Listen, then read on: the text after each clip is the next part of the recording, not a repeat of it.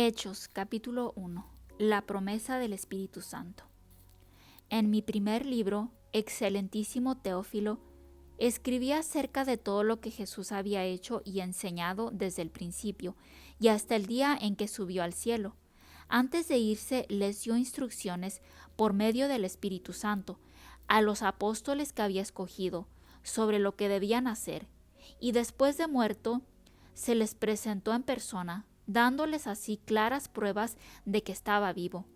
Durante 40 días se dejó ver de ellos y les estuvo hablando del reino de Dios. Cuando todavía estaba con los apóstoles, Jesús les advirtió que no debían irse de Jerusalén. Les dijo: esperen a que se cumpla la promesa que mi Padre les hizo, de la cual yo les hablé. Es cierto que Juan bautizó con agua, pero dentro de pocos días ustedes serán bautizados con el Espíritu Santo. Jesús asciende al cielo. Los que estaban reunidos con Jesús le preguntaron: Señor, ¿vas a restablecer en este momento el reino de Israel? Jesús les contestó: no les toca a ustedes saber en qué día o en qué ocasión hará el Padre las cosas que solamente Él tiene autoridad para hacer. Pero cuando el Espíritu Santo venga sobre ustedes, recibirán poder y saldrán a dar testimonio de mí, en Jerusalén, en toda la región de Judea y de Samaria, y hasta en las partes más lejanas de la tierra. Dicho esto, mientras ellos lo estaban mirando, Jesús fue llevado y una nube lo envolvió y no lo volvieron a ver. Y mientras miraban cómo subía Jesús al cielo, 2 hombres vestidos de blanco se aparecieron junto a ellos y les dijeron: Galileos, ¿por qué se han quedado mirando al cielo? Este mismo Jesús que estuvo entre ustedes y que ha sido llevado al cielo, vendrá otra vez de la misma manera que lo han visto irse allá. Se escoge a Matías para reemplazar a Judas. Desde el monte llamado de los Olivos regresaron los apóstoles a Jerusalén, un trecho corto, precisamente lo que la ley permitía caminar en el día de reposo. Cuando llegaron a la ciudad, subieron al piso alto de la casa donde estaban alojados. Eran Pedro, Juan, Santiago, Andrés, Felipe, Tomás, Bartolomé, Mateo, Santiago hijo de Alfeo, Simón el celote y Judas, el hijo de Santiago. Todos ellos se reunían siempre para orar con los hermanos de Jesús, con María su madre y con las otras mujeres. Por aquellos días se reunieron los creyentes, que eran unas 120 personas, y Pedro tomó la palabra y les dijo: Hermanos, tenía que cumplirse lo que el Espíritu Santo, por medio de David, ya había dicho en la Escritura acerca de Judas, el que sirvió de guía a los que arrestaron a Jesús. Pues Judas era uno de los nuestros y tenía parte en nuestro trabajo. Pero fue y compró un terreno con el dinero que le pagaron por su maldad. Luego cayó de cabeza y se reventó, y se le salieron todos los intestinos. Cuando los que vivían en Jerusalén lo supieron, llamaron a aquel terreno Aceldama, que en su lengua quiere decir campo de sangre, porque en el libro de los Salmos dice: que su casa se vuelva un desierto y que nadie viva en ella. Y dice también: que otro ocupe su cargo. Tenemos aquí hombres que nos han acompañado todo el tiempo que el Señor Jesús estuvo entre nosotros, desde que fue bautizado por Juan hasta que subió al cielo. Es necesario, pues, que uno de ellos sea agregado a nosotros, para que junto con nosotros dé testimonio de que Jesús resucitó. Entonces propusieron a 2, a José, llamado Barsabás, y llamado también Justo, y a Matías, y oraron así: Señor, tú que conoces los corazones de todos, muéstranos cuál de estos 2 has escogido para que tome a su cargo el servicio de apóstol que Judas perdió por su pecado, cuando se fue al lugar que le correspondía. Las suertes fueron echadas y cayeron sobre Matías, quien desde aquel momento quedó agregado a los 11 apóstoles. Capítulo 2. La venida del Espíritu Santo. Cuando llegó la fiesta de Pentecostés, todos los creyentes se encontraban reunidos en un mismo lugar. De repente, un gran ruido que venía del cielo, como de un viento fuerte, resonó en toda la casa donde ellos estaban, y se les aparecieron lenguas como de fuego, repartidas sobre cada uno de ellos. Y todos quedaron llenos del Espíritu Santo y comenzaron a hablar en otras lenguas, según el Espíritu les hacía que hablaran. Por aquellos días había en Jerusalén judíos cumplidores de sus deberes religiosos, llegados de todas partes del mundo. La gente se reunió al oír aquel ruido y no sabían qué pensar, porque cada uno oía a los creyentes hablar en su propia lengua. Eran tales su sorpresa y su asombro que se decían unos a otros: ¿acaso no son de Galilea todos estos que están hablando? ¿Cómo es que les oímos hablar en nuestras propias lenguas? Aquí hay gente de Partía, de Media, de Elam, de Mesopotamia, de Judea, de Capadocia, del Ponto y de la provincia de Asia, de Frigia y de Panfilia, de Egipto y de las regiones de Libia, cercanas a Cirene. Hay también algunos que vienen de Roma. Unos son judíos de nacimiento y otros se han convertido al judaísmo. También los hay venidos de Creta y de Arabia. Y todos les oímos hablar en nuestras propias lenguas de las maravillas de Dios. Todos estaban asombrados y sin saber qué pensar, y se preguntaban: ¿qué significa todo esto? Pero algunos, burlándose, decían: es que están borrachos. Discurso de Pedro. Entonces Pedro se puso de pie junto con los otros 11 apóstoles y con voz fuerte dijo: Judíos y todos los que viven en Jerusalén, sepan ustedes y oigan bien lo que les voy a decir.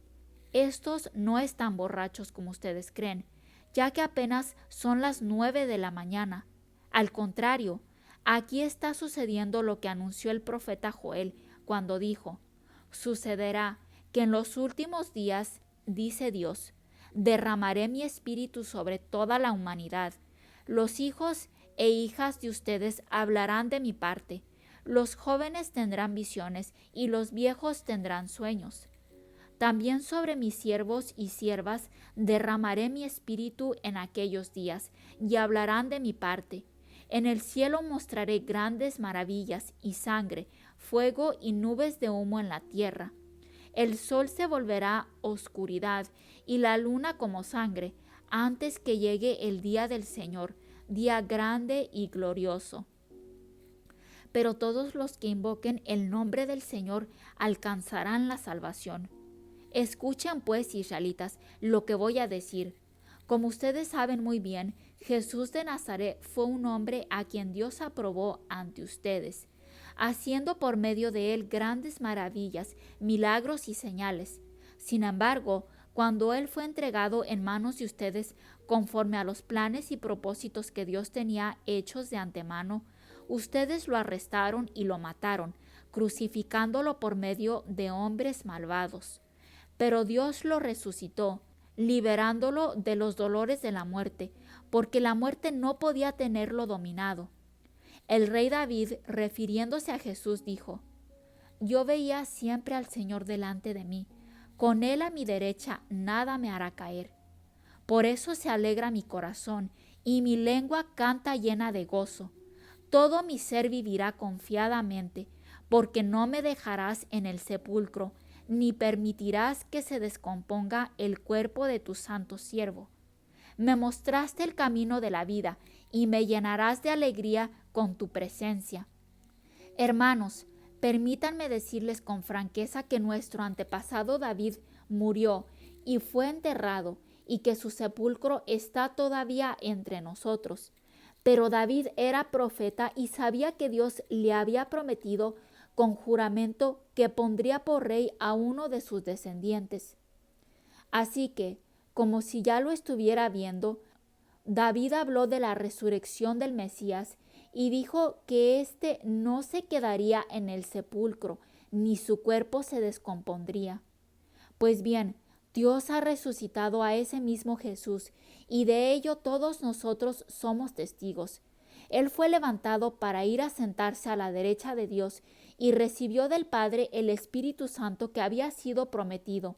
el cual a su vez él repartió. Eso es lo que ustedes han visto y oído, porque no fue David quien subió al cielo, pues él mismo dijo: el Señor dijo a mi Señor: siéntate a mi derecha, hasta que yo haga de tus enemigos el estrado de tus pies. Sepa todo el pueblo de Israel con toda seguridad que a este mismo Jesús, a quien ustedes crucificaron, Dios lo ha hecho Señor y Mesías. Cuando los allí reunidos oyeron esto, se afligieron profundamente y preguntaron a Pedro y a los otros apóstoles: Hermanos, ¿qué debemos hacer? Pedro les contestó: Vuélvanse a Dios y bautícese cada uno en el nombre de Jesucristo, para que Dios les perdone sus pecados, y así Él les dará el Espíritu Santo.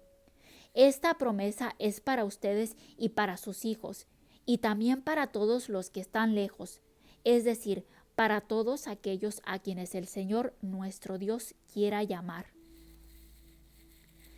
Les animo que, así como Pedro les dijo a estas personas, vuélvanse a Dios y bautícese cada uno en el nombre de Jesucristo, para que Dios les perdone sus pecados y así Él les dará el Espíritu Santo.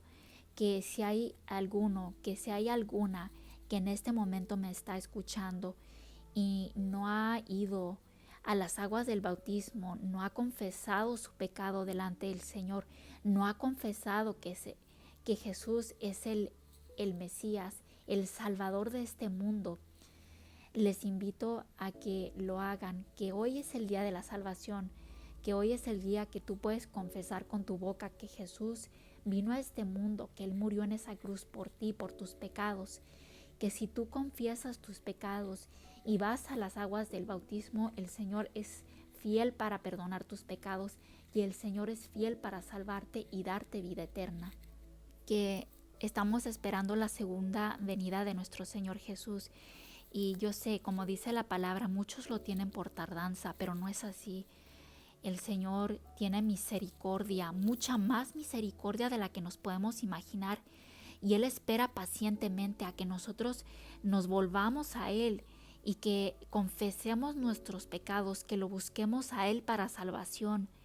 Y como les digo, el Señor va a regresar.